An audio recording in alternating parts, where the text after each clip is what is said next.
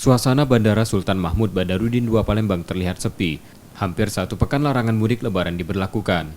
Sejak hari pertama masa peniadaan mudik lebaran 6 Mei lalu, rata-rata hanya 1 hingga 2 pesawat dari maskapai Garuda Indonesia dan Citylink yang beroperasi dengan rute Cengkareng. Tiap pesawat rata-rata berisi 75 hingga 117 penumpang.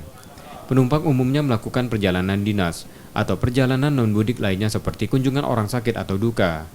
Selama masa peniadaan mudik lebaran, calon penumpang wajib memiliki dokumen surat izin perjalanan dinas dari instansi atau surat keterangan dari lurah atau kepala desa. Dokumen tersebut kemudian diverifikasi petugas. Calon penumpang juga harus memiliki hasil negatif tes usap antigen atau Genosis 19. Mereka, para penumpang, calon penumpang ini melengkapi dokumen perjalanannya seperti izin perjalanan dinas yang dari instansi terkait atau atasan terkait, kemudian juga melengkapi antigen dan genos yang diperiksa oleh KKP.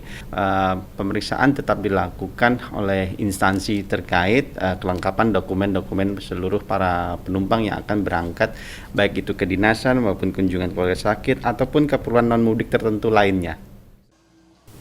Di Bandara Palembang belum ada penumpang yang ditolak keberangkatannya karena tak memenuhi persyaratan.